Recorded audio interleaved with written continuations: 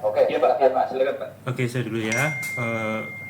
Sebentar, saya coba sharing dulu.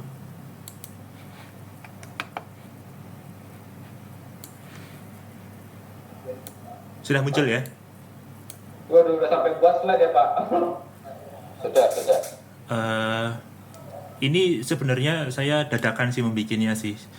Dadakan. Jadi nanti kalau ada tambahan dari Pak Heri atau Mas Randi koreksi boleh juga gitu ya, atau Mas Handoyo mau nambahin. Eh, tetapi saya ingin mengajak kita melihat dari helikopter gitu ya, dari helikopter. Karena masalah lambat ini kalau kemarin yang dikira mungkin hanya jaringan, mungkin juga tidak gitu loh. Mungkin bukan jaringan gitu. Jadi kita harus nyari bottleneck-nya di mana, yang membuat lambat itu di mana. Jadi seperti ada orang bilang pusing gitu, kita kasih obat pusing biasa nggak sembuh, karena ternyata pusingnya itu vertigo gitu, berbeda dengan pusing yang biasa gitu ya. Atau pusingnya karena apa gitu, berbeda lagi karena corona, mungkin corona kan juga pusing. Nah, obatnya tentu berbeda gitu. Nah, kita harus lihat secara overall, kita harus cari di mana bottleneck-nya. Nah, ini ada beberapa poin yang saya ajukan untuk dicek. Ini ada beberapa poin, yaitu yang pertama adalah server MySQL-nya. Nanti saya akan elaborate lebih detail. Kemudian ada server HIS-nya, kemudian ada replikasi, dan ada jaringan. Nah, ini jaringan itu sebenarnya hanya salah satu faktor saja gitu ya. Andai kata nanti ternyata jaringan sudah di-upgrade mahal-mahal pakai FO semua, tapi ternyata lambat, ya berarti memang bukan karena jaringan gitu ya. Tetapi jaringan itu sendiri bukan hanya kita ngomong infrastruktur, karena jaringan itu juga nanti ada konfigurasinya gitu ya. Jadi walaupun jaringannya canggih tapi konfigurasinya salah, pembagian segmennya juga salah, iya lambat juga gitu. Atau ada loopback, iya masalah juga gitu ya. Dan ada double atau duplicate IP, iya masalah juga gitu ya. Jadi jaringan kita tidak hanya ngomong jaringan itu berarti infrastruktur, tetapi juga konfigurasinya. Nah, yang penting juga adalah workstation. Dalam hal ini adalah komputer di user. Tetapi kita harus juga tahu selain konfigurasi di workstationnya juga, jaringan di workstation, juga nanti apa yang digunakan oleh user tersebut gitu ya. Nanti kita harus lihat, ya Mas. Oh, nggak ada ya? Oke, lanjut ya.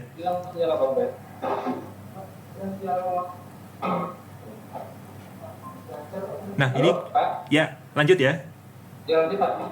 Oke, nah yang kemudian yang kita sarankan adalah kita punya server repository gitu ya. Ini sebenarnya sudah saya sounding sudah agak lama sih, cuma ternyata memang belum ada rumah sakit yang mengimplementasi ini, padahal ini juga sangat penting gitu ya. Nanti akan saya sampaikan mengapa ini jadi penting gitu ya. Nah, kita bahas satu-satu. Kalau kita lihat di sini, pertama adalah server MySQL. Nah, server MySQL ini ada beberapa yang harus kita cek. Pertama, IOPS-nya gitu ya. IOPS ini adalah input output per second. Jadi seberapa cepat hard disk kita atau SSD kita itu mampu membaca dan menulis gitu ya. Kalau kita tahu bahwa di Rumah Sakit Sudirman sepertinya sih akan banyak menulisnya juga, karena usernya sampai 500 gitu ya. Nah, 500 itu kalau misalnya menulis bareng, nah itu pasti akan ada penumpukan. Terutama kalau penulisan ke storage-nya itu lambat. Jadi kita harus pertimbangkan berapa IOPS yang ada di server MySQL Sudirman gitu ya. Nah, ini kita bukan ngomong oh ini lambat, ini cepat, enggak, tetapi kita harus punya angka berapa sih IOPS-nya, sehingga kita tahu bahwa ini throughput-nya berapa, Jadi kalau kita menulis satu kali menulis aja lama, bayangkan saja kalau misalnya 500 sampai 600 user itu antri menulis gitu ya. Karena kalau kita tahu bahwa storage itu sifatnya atau cara menulisnya itu serial itu nggak bisa 5 orang nulis bareng, tuh nggak bisa, tetapi gantian gitu ya. User pertama nulis, user kedua nulis, user ketiga nulis. Nah, Kalau antara penulisan 1 dan 2 itu lambat, tentu nanti yang antri akan menjadi banyak. Nah ini, tidak hanya menulis sih sebenarnya, membaca. Nah kita harus punya angka yang tepat, berapa sih IOPS di server MySQL kita, baik untuk menulis dan membaca gitu ya. Ini harus kita punya angkanya gitu ya. Nanti bisa menggunakan HDParm atau apa ya, itu cara untuk menghitung IOPS. Nah, jika nanti ini sudah dipastikan cepat ya, kita harus memastikan juga konfigurasinya. Nah, konfigurasi ini terus terang kebanyakan dari rumah sakit kita itu install MySQL standar as is gitu ya. Sebenarnya as is atau standar itu sudah cukup baik, tetapi bisa kita optimalkan sesuai dengan kebutuhan kita gitu ya. Karena banyak juga MySQL yang memang orientasinya hanya membaca. Nah, MySQL yang default itu konfigurasinya hanya untuk membaca, tetapi tidak menulis gitu. Karena kadang-kadang kita MySQL itu kalau kita tes ya, membaca itu jauh lebih cepat sampai 10 kali lipat daripada saat menulis, terutama kalau menulisnya itu di table yang sudah besar. Itu tambah lambat lagi gitu ya. Nah, itu yang perlu kita optimalkan konfigurasinya. Sedangkan kalau membaca saya yakin sih sudah cepat ya. Nah, ini kalau membaca pun, kalau tadi misalnya mencari masih lambat, itu kita bisa menggunakan case. Case-nya ini diperbesar.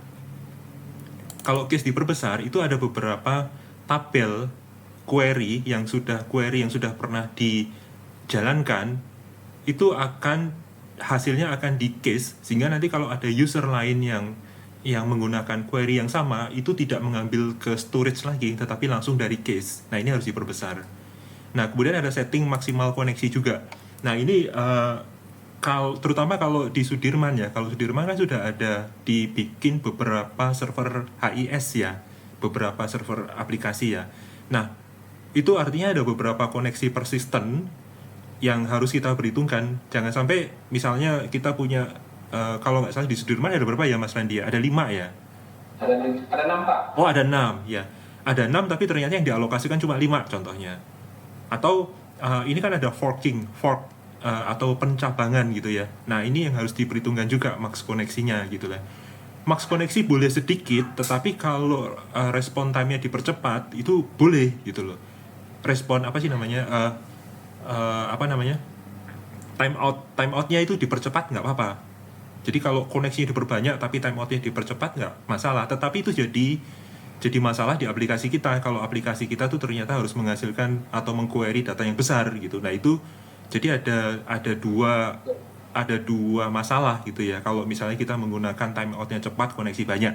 Karena nanti seperti modul-modul laporan akan macet gitu. Tetapi koneksi diperkecil kemudian time out-nya diperbesar, ini juga masalah gitu loh. Karena nanti akan jadi koneksi persisten dan kalau ada koneksi yang lain akan di-reject. Nah, nanti kita harus nyari angka yang balance. Jadi koneksinya seberapa banyak dan time out-nya seberapa lama itu perlu kita perhitungkan gitu ya. Karena kalau misalnya kita narik laporan sampai harus menunggu 10 menit, ya mending modul laporannya diperbaiki gitu loh. Jangan sampai dia harus koneksi 10 menit gitu, itu akan mengganggu yang lain-lain. Nah, ini yang kita akan benahi gitu ya. Nanti kita akan lihat bagaimana kita melihat mencari aplikasi yang bermasalah. Nah, ini yang kemarin kita usulkan, yaitu bahwa tabel itu dipartisi. Jadi sebenarnya saya nggak terlalu rekomendasi kalau seandainya tabel itu dipotong. Jadi misalnya Tyrix departemen dipotong gitu ya, yang 2018 ke bawah dihapus, itu sebenarnya tidak rekomendasi sih. Justru saya rekomendasi kalau tabelnya itu dipartisi gitu ya. Nanti partisi itu rule-nya bisa kita definisikan. Contohnya per tahun boleh gitu ya. Nanti bisa diatur sih. Nanti ada kalau nggak salah saya dulu pernah posting juga tutorialnya bagaimana memotong atau mempartisi tabel berdasarkan tahun gitu ya. Itu bisa dilakukan. Kemudian usulan berikutnya adalah pisahkan drive untuk OS dan database. Jadi kalau sekarang itu kan menjadi satu ya, walaupun sebenarnya sudah pakai SSD, tetapi masih satu drive. Artinya OS dan database itu satu drive. Mengapa saya rekomendasi dipisahkan? Karena OS ini ada beberapa tugas-tugas spesifik yang memang tetap harus secara konsisten menulis ke drive. Jadi rebutan ini, rebutan. Jadi beban penulisan itu tidak hanya di MySQL, tetapi di OS itu juga menulis drive. Dalam hal ini kan karena storage itu sifatnya serial, maka kalau ada contohnya update OS, ya masalah, database pasti akan lambat gitu loh. Karena ini OS-nya sedang update, ini contohnya. Atau OS-nya sedang menulis log, masalah juga gitu. Ya kan? Kan kalau kita tahu Sudirman kayaknya sudah banyak menuliskan log ya. Jadi log misalnya untuk slow query, kemudian untuk koneksi database, koneksi jaringan gitu ya, atau intrusion detection. Itu menjadi beban bagi storage. Nah, mengapa saya usul dipisahkan? Karena beban storage itu dipisah.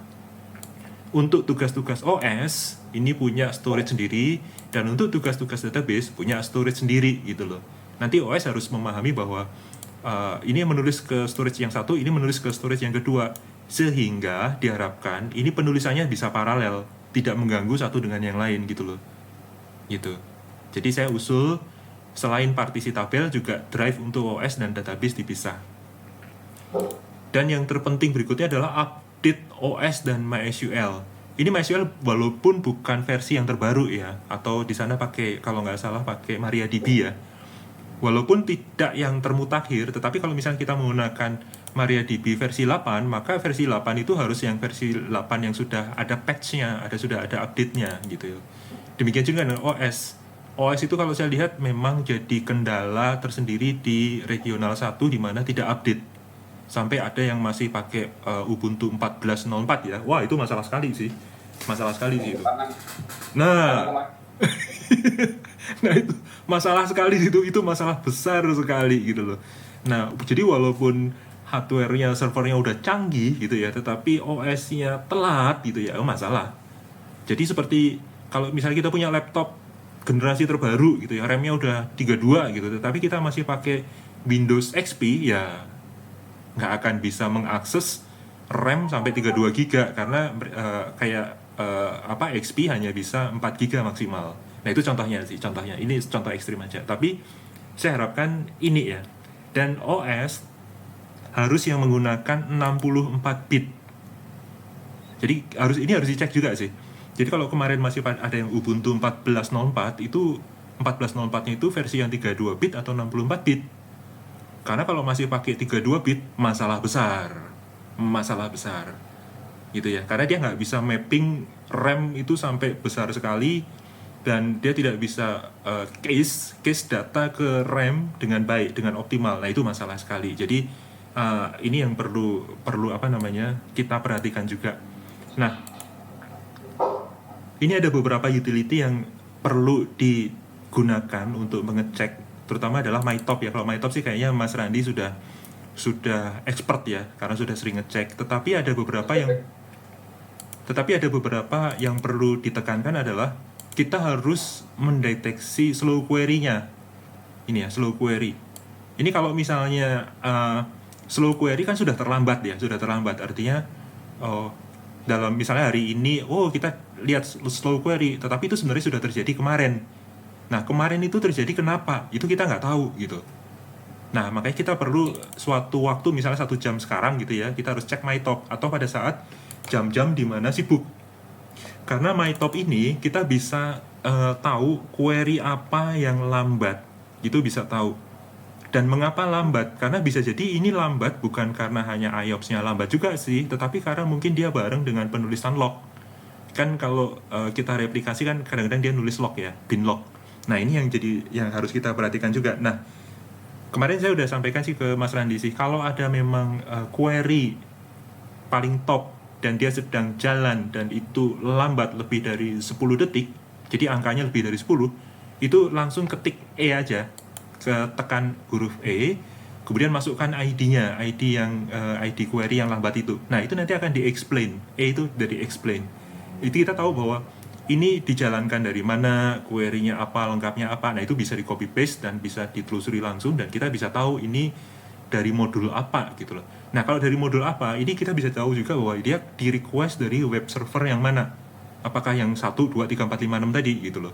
Nah, jadi kita bisa langsung tahu bahwa oh ini request dari sana nih. Kalau request dari sana, kita bisa tahu oh ini usernya siapa, modulnya apa dan sebagainya. Dan yang lebih penting adalah itu lambatnya kenapa. Jadi kalau kita lihat di MyTop itu ada statusnya ya, dia query atau sending atau waiting gitu ya. Kalau waiting sih nggak masalah.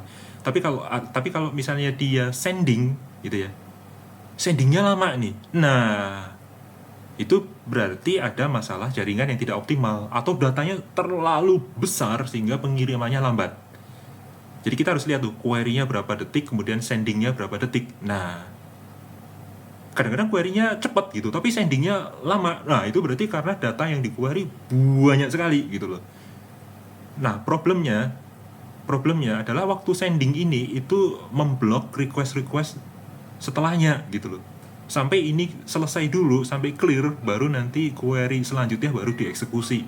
Nah, ini kita perlu tahu nih. Jadi ini slow query itu karena query-nya atau karena sending-nya itu kita perlu tahu gitu. Nanti kita perlu cek bareng-bareng sih mungkin sih ya. Jadi mungkin kita ada satu sesi, mungkin Mas Randi kita cek bareng, kita perhatikan bareng statusnya seperti apa, dan nanti kita bisa langsung tahu oh ini query-nya di sini, dan mungkin Pak Eri langsung oh ini ada di modul ini nih, query-nya ini di modul ini. Nah, itu kita langsung benahi. Karena saya khawatirnya bisa jadi query yang lambat itu belum tentu dari HIS kita gitu loh, tapi bisa jadi dari dari polling dari kan kita ada beberapa bridging ya, contohnya di laboratorium dan sebagainya gitu ya. Nah, ini yang kita perlu tahu juga, query-nya apakah waktu polling itu datanya yang diambil besar atau tidak gitu loh. Karena waktu dulu kalau saya lihat yang Sabah ya, Sabah itu query-nya ngeri juga sih, dia tidak ada where-nya, pokoknya langsung ambil work order gitu loh. Nah, ini yang perlu kita lihat gitu loh. Nah, jadi kita nanti coba temukan bareng-bareng di mana MyTop-nya ya. Nah, kemudian kalau kita lihat dari server HIS atau web aplikasi ya, ini atau kalau di sana sudah menggunakan ada 6 ya. Nah, ini ada 6 server. Oke. Nah, ini harus dipastikan juga OS-nya update. Ini harus dipastikan gitu ya. Ini nggak ada alasan sih, karena ini tidak mempengaruhi data. Jadi server HIS tuh harus tetap up to date, karena ini nanti juga langsung berhubungan dengan user, yang kalau kita tahu bahwa OS-nya itu kalau update itu akan lebih tahan daripada hacker gitu ya. Saya khawatirnya karena dipisahkan antara server web dengan server database, ini jadi poin bottleneck juga gitu. Nah, makanya kita perlu update OS dan optimisasi juga di sini gitu ya. Jadi ini update OS dan optimisasi. Saya khawatirnya ini yang salah satu yang membuat ini bottleneck juga gitu loh. Karena bisa jadi MySQL-nya nggak masalah, tetapi usernya terlambat karena di sini gitu. Nah, ini makanya kita harus update dan optimisasi. Dan kemarin salah satu poin yang bisa menjadi bottleneck itu adalah ini, Mas Randi, bahwa kita harus cek kelas IP server tersebut dan subnetnya apakah sama dengan server MySQL gitu ya. Karena apa? Kalau seandainya user kesini ya, ke server web ini, tetapi ternyata server web ini tidak sama atau kelasnya dengan MySQL, atau subnetnya sudah disaring subnet kemudian tidak sama kelasnya dengan MySQL, maka ini request itu akan diteruskan ke router. Nah, router karena melihatnya oh ini nggak sama nih subnetnya dengan MySQL, maka dia harus ke DNS keluar dulu ke internet dulu, baru kalau nggak ketemu balik lagi gitu loh. Itu problem. Makanya kita harus cek nih, ini harus sama atau nanti didaftarkan di host gitu ya. Kan kalau di server web itu ada kalau Ubuntu kan ada host, file host. Nah, itu harus didaftarkan di situ supaya tidak keluar gitu ya. Tetapi ini langsung pointing. Jadi ada dua solusi. Yang pertama adalah samakan kelasnya, subnetnya harus sama, atau dengan mendaftarkan di host. Jadi nanti ini seperti lokal DNS, kalau ketemu IP-nya server MySQL, maka dia nggak perlu routing keluar, tidak perlu routing ke router, tetapi langsung menuju ke lokal di MySQL-nya. Ini yang bisa kita lakukan. Nah, untuk itu kita perlu cek dengan traceroute gitu ya. Traceroute itu nanti kalau misalnya ada user request ke server HIS ini, sebenarnya paket datanya itu kemana, larinya kemana gitu loh. Koneksinya, kemudian koneksi dari server HIS ini ke MySQL itu juga kita harus deteksi ini kemana dulu. Jangan sampai dia ternyata ke internet dulu, ke router, kemudian ke internet, balik lagi ke router, baru nanti connect ke MySQL. Nah, ini harus dikonfigurasi dan kita harus pantau dengan traceroute ini. Nah, nanti bisa juga dengan utility Wireshark. Ini real time Wireshark. Ini mau kemana dan sebagainya. Nah, ini harus dideteksi nih. Apakah ada request keluar gitu loh. Kalau request keluar itu nggak wajar. Tetapi kalau request dari luar bisa jadi gitu loh. Gitu ya. Nah, ini yang perlu diperhatikan. Nah, kemudian kita harus cek juga utilisasinya gitu loh. Apakah utilisasi dari server ini membuat bottleneck juga atau enggak gitu loh.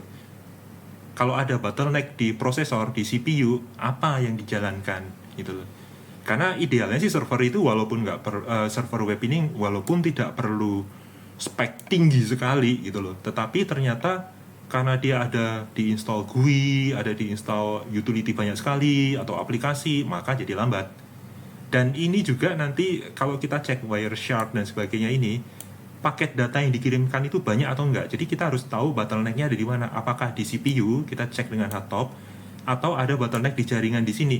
Karena kalau misalnya kita perhatikan ternyata data yang dikirimkan dari server HIS ini ke workstation itu ternyata besar, isinya apa saja gitu loh. Apakah betul-betul data dari HIS atau ada yang lain-lain gitu loh. Karena kalau ada yang lain-lain berarti kan memenuhi jaringan juga gitu loh. Karena kalau kita tahu bahwa mengirimkan file 1 giga itu sudah makan waktu beberapa menit gitu loh. Begitu dia mengirimkan waktu beberapa menit, itu sudah ngeblok request dari workstation lain gitu loh. Karena yang ini harus selesai. Nah, makanya ada beberapa optimisasi juga di HIS dan di PAX ya terutama ya, bahwa nanti pengiriman datanya itu pakai paket stream, bukan file utuh gitu loh. Tetapi kita harus tahu bahwa jika ada yang dikirimkan tuh datanya dalam bentuk paket utuh dan berapa besar, kita harus tahu deteksi ini apa isinya gitu loh. Jangan sampai ternyata ada orang lagi copy file gede gitu ya, file movie dan sebagainya, transfer ke sana, transfer ke sini gitu. Nah, ini akan mengganggu jaringan. Jadi masalahnya adalah bisa jadi dari CPU maupun dari jaringan gitu loh. Karena selama ini jaringan ini pengiriman data besar itu belum selesai, ini akan ngeblok. Nah, ini masalah. Nah, kemudian kita harus tahu bahwa penggunaan V1 atau V2 ini lebih baik sih kita menggunakan single quote aja, karena single quote ini yang akan kita maintain, sedangkan V1 dan V2 sudah kita tidak maintain gitu ya, karena kita akan menggunakan single quote. Dan nanti jika memang ada bugs, segera saja report gitu loh. Sampai sejauh ini sih kita masih tetap ada bugs dan kita terus perbaiki dan optimisasi juga jika ada yang lambat dan sebagainya. Tetapi nanti Mas Randi juga bisa benchmark juga sih. Benchmark tuh dalam arti gini, kalau misalnya di Sudirman itu mencari suatu pasien lambat berapa menit, nah kita perlu juga cek seberapa lambat yang terjadi di Tangerang atau di Bekasi Barat dan sebagainya gitu loh. Karena walaupun itu tidak bisa compare apple to apple, tetapi kita harus bisa men-benchmark user experience-nya. Apakah user experience di Bekasi Barat lebih happy gitu loh daripada yang di Sudirman gitu karena lambat ini gitu loh. Nah, ini kita harus tahu juga sih.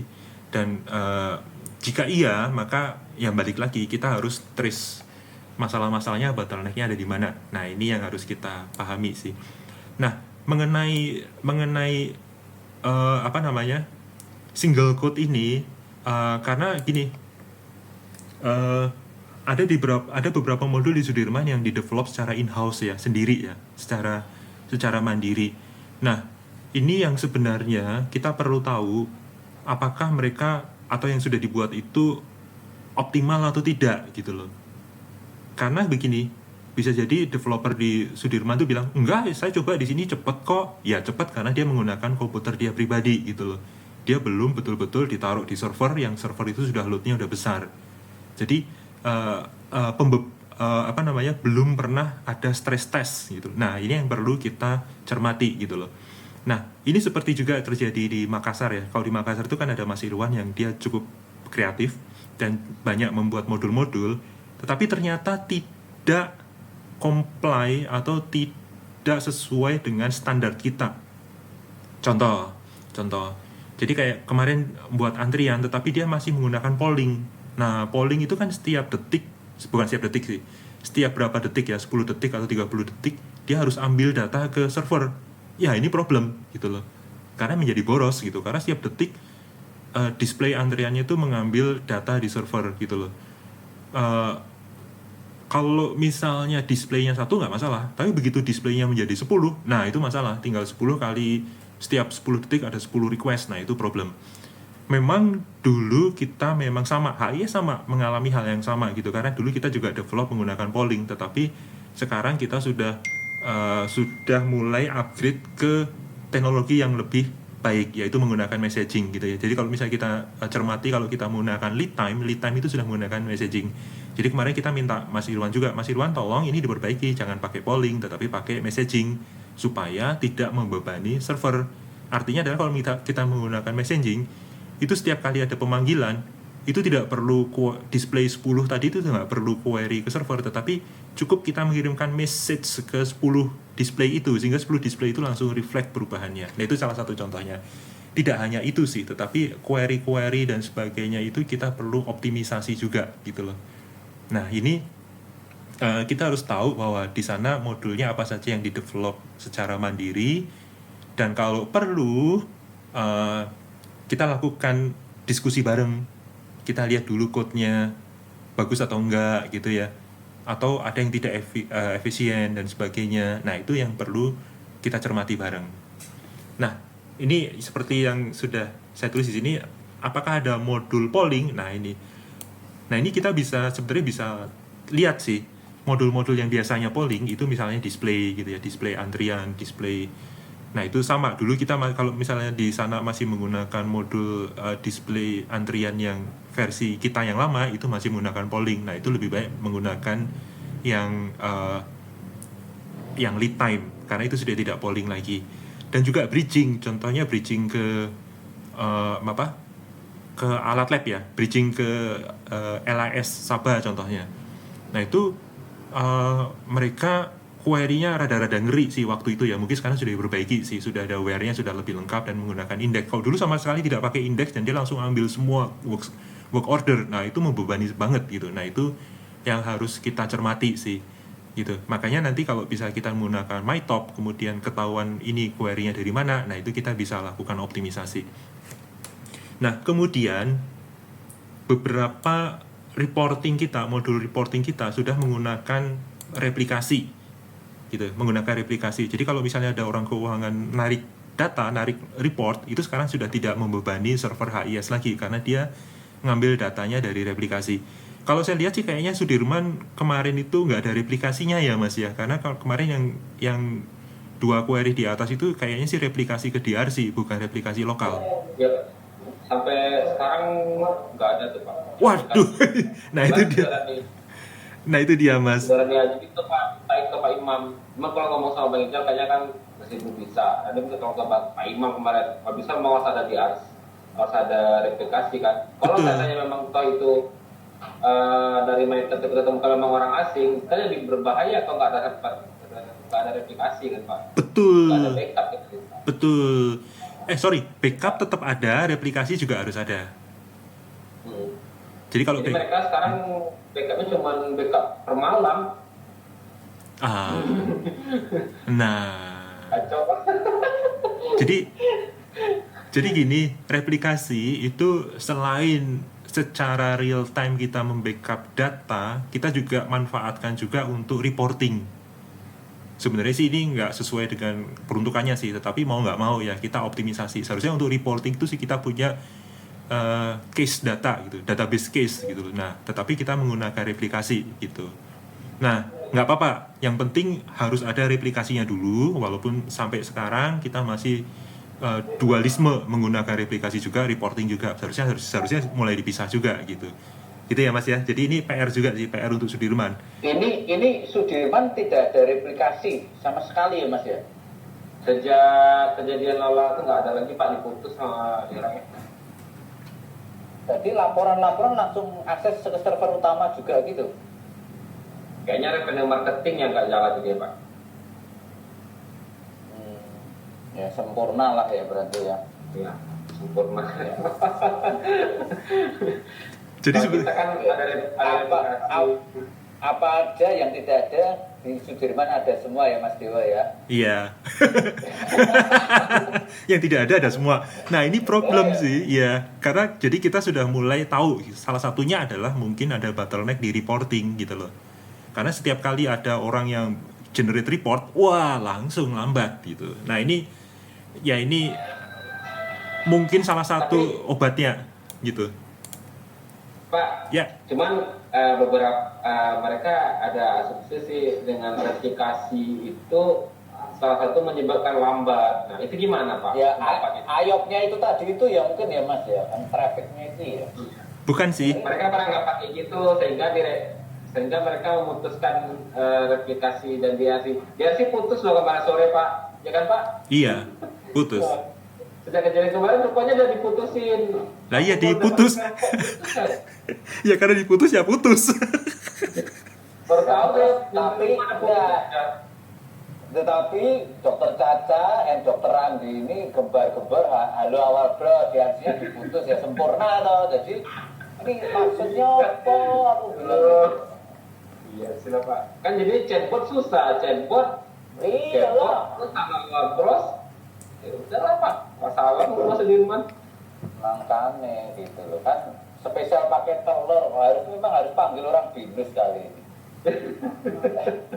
Binus kemarin Pak. Iya. Nah, sekarang Mas Heri dulu. Mas Dewa sudah selesai belum? Kalau sudah Belum. Masih ada yang lain? Belum ya? Belum, masih. Lanjut dulu. Masih ada 3 ini. Tapi saya singkat aja deh. Yang penting satu, ada rekamannya nanti biar Randi buat bukti AB1 sama Sudirman 1 ini Mas Dewo gitu. Oh baik. Oh iya, Ya. siap. Ya. Ada report nanti Pak ke sana langsung Pak aman. Baik, oke ya lanjut ya. Nah, kemudian ada jaringan. Nah, kalau kemarin itu diagnosanya jaringan, nah saya sebenarnya juga harus hati-hati gitu loh. Karena hati-hati itu betul bukan masalahnya di jaringan. Karena siapa tahu bukan. Nah, karena jaringan itu bukan hanya infrastrukturnya ya, seperti yang saya tadi bilang, tetapi juga konfigurasinya harus kita lihat.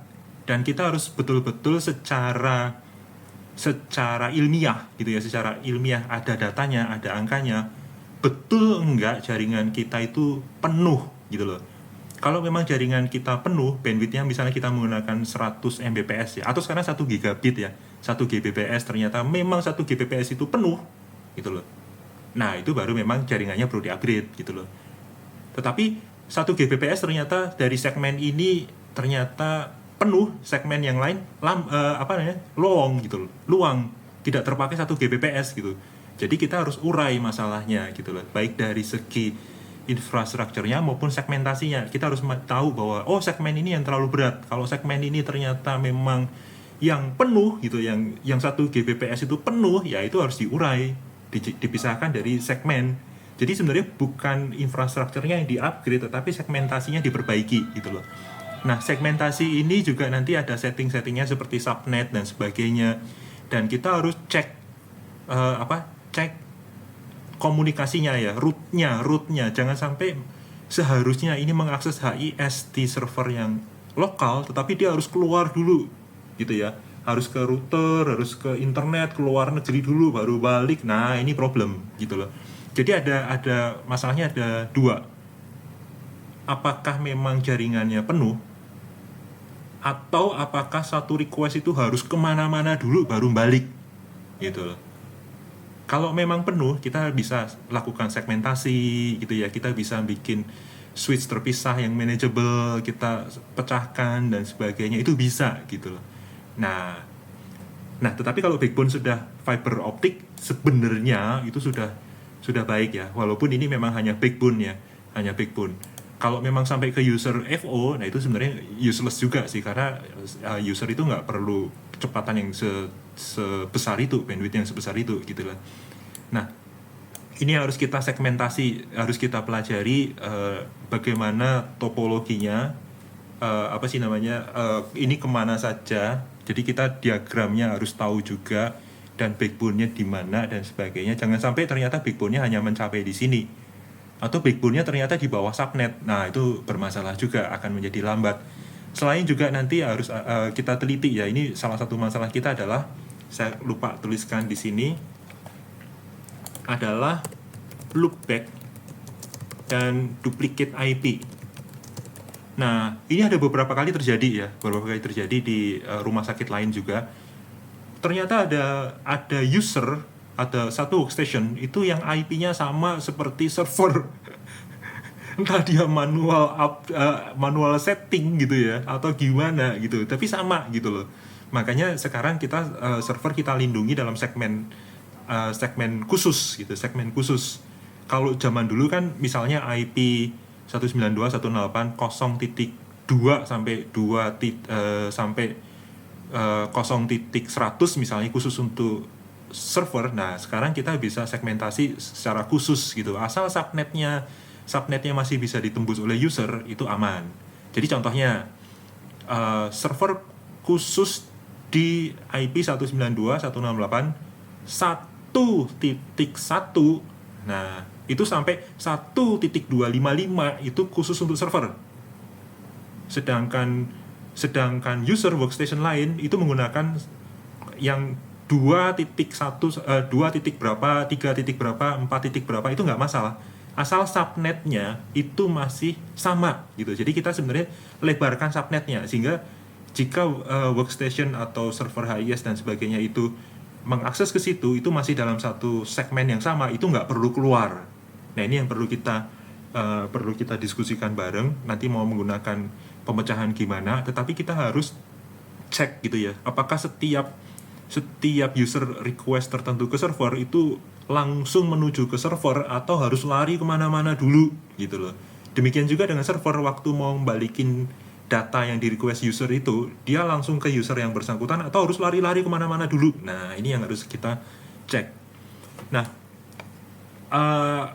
kemarin sih sebenarnya disinyalir bahwa di Sudirman ada yang mencoba masuk ya, hacker ya mungkin ya, atau ada IP bot yang masuk ke jaringan internal. Nah, itu kita nanti juga harus tes juga apakah ketika internet putus jadi lebih cepat.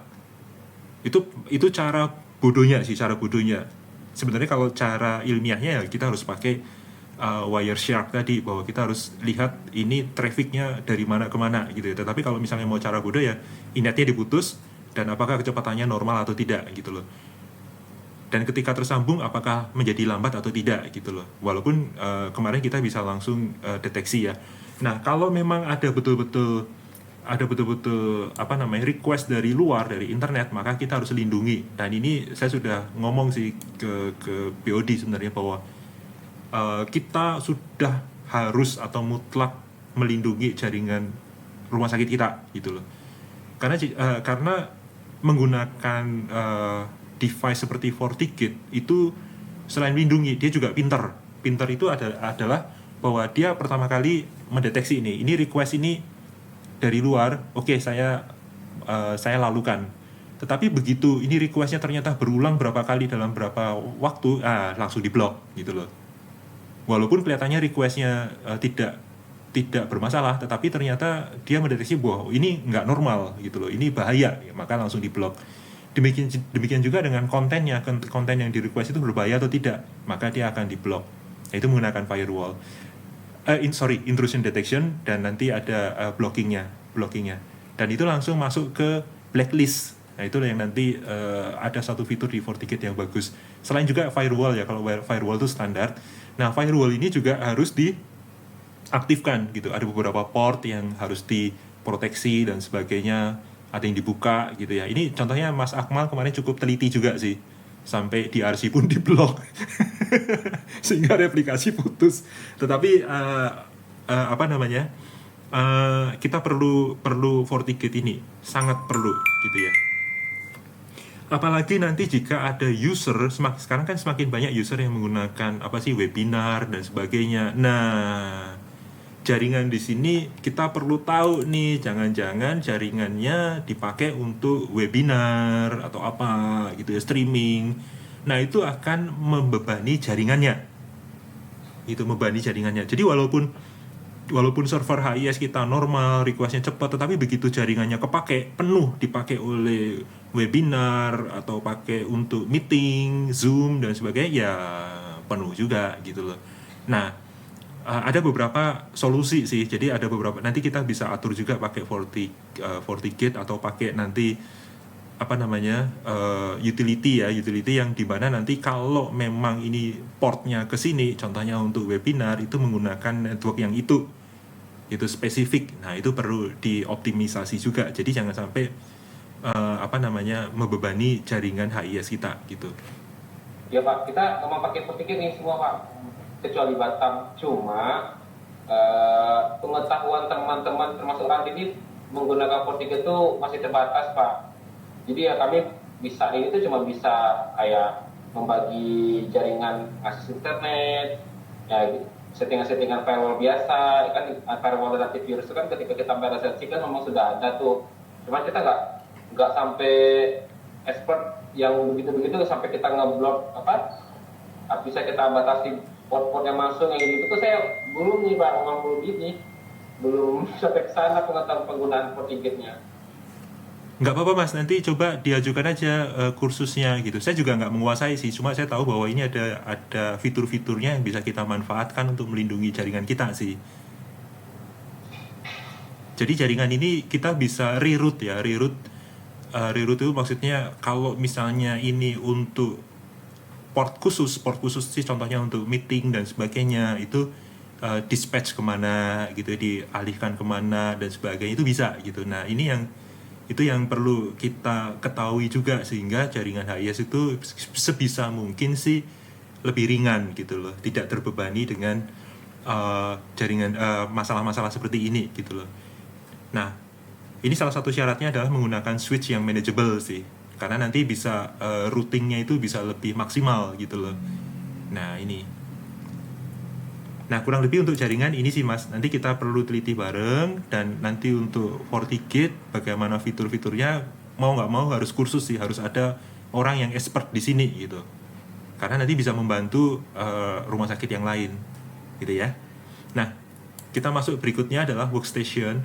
Nah, workstation ini kita harus pastikan selalu update OS, dan browsernya itu juga harus update. Mengapa browser ini harus update?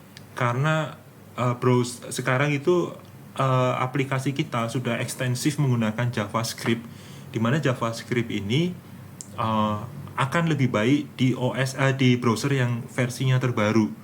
Ada beberapa perintah JavaScript seperti fetch, seperti jQuery dan sebagainya, Ajax gitu ya, yang tidak optimal di browser versi lama.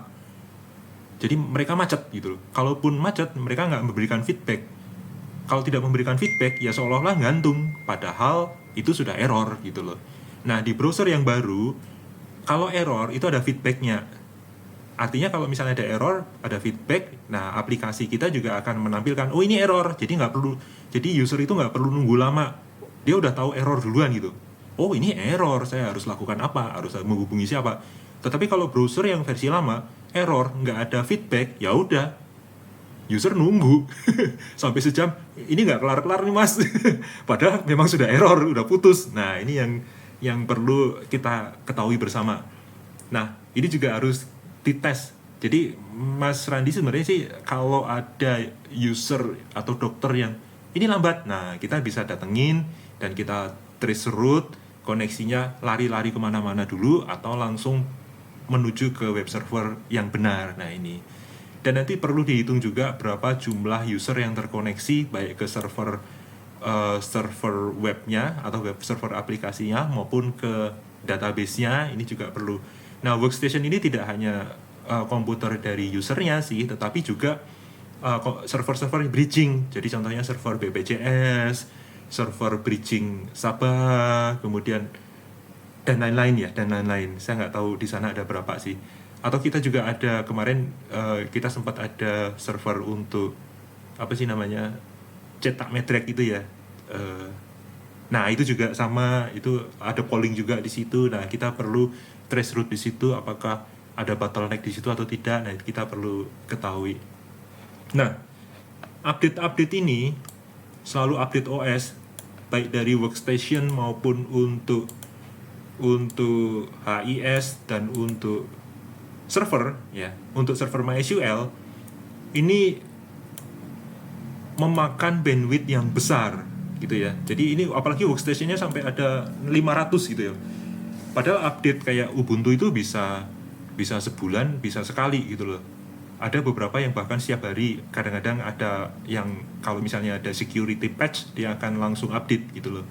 Nah itu kalau digempur oleh 500 ya jaringan akan putus, internet akan lambat dan sebagainya. Nah ini yang perlu kita antisipasi dengan adanya repository. Nah repository ini adalah satu server kecil ya, yang nggak perlu canggih-canggih banget, tetapi dia perlu storage yang cepat dan besar. Nah ini akan mengambil update, dia menggunakan rsync ke repository Ubuntu yang kita tentukan. Nah nanti kita set bahwa semua server dan workstation itu sumber atau source untuk update-nya itu ke server repository di sini. Jadi kalau Mas Andri kemarin ikut ya meeting kita itu, sebenarnya saya sudah propose sih. Propose ini salah satu contohnya bahwa di rumah sakit selain topologinya seperti ini sudah ada server repository di sini yang kita propose. Jadi kita mau bahwa server kita itu, workstation yang ada di sini semuanya up to date. Karena kadang-kadang OS itu tidak 100% secure, tidak 100% optimal. Nah, sedangkan security atau kecepatan atau kehandalan suatu sistem itu ditentukan oleh skor yang paling rendah. Contoh, oh ini HIS sudah secure, AIS sudah secure, PAC sudah secure, udah 100%. Ternyata SPO tidak update OS-nya sehingga dia ada celah. Gitu ya, contohnya di sini. Ya, di sini menjadi tingkat skor paling menentukan di sistem ini. Karena begitu SPO ini memiliki skor paling jelek, maka ini secara overall security sistem kita ya nilainya serendah security yang dimiliki oleh SPO ini. Contohnya, ini contoh ya, gitu. Jadi contohnya kita punya mobil Ferrari gitu loh, tetapi rem kampasnya habis. Titik lemahnya di situ. Iya, walaupun Ferrari bisa lari 300 km per jam, nggak mungkin orang akan mengendarai Ferrari itu sampai 300 km per jam karena dia tahu bahwa remnya itu blong gitu. Itu salah satu contohnya. Nah, ini yang perlu kita perhatikan bahwa kita perlu mulai ada repository di sini sehingga semua workstation dan server di sini akan mengambil update dari repository di sini. Nah, kalau dari saya sih itu saja. Mungkin saya kembalikan tempat dan waktu, silakan.